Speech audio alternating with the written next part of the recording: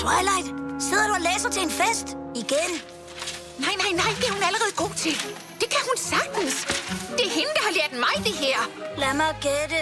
Der er noget galt. Spike, jeg er en forfærdelig lærer. Hvorfor har jeg ikke lagt en plan for Starlight?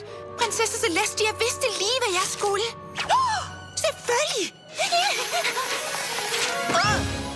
Jeg havde forberedt venskabsopgaver nok til flere år, men da vi blev fanget af Chrysalis, tog Starlight virkelig over og viste, hvad hun kunne. Jeg tror ikke, at venskabsopgaver er nok for hende mere.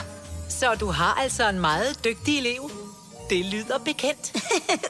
Det er derfor, jeg må tale med dig. Du og alle ponyer burde kunne hjælpe. Jeg mener, du var jo mig, og jeg var Starlight. Men lige nu skal du lade som om, at du er dig, og jeg er mig.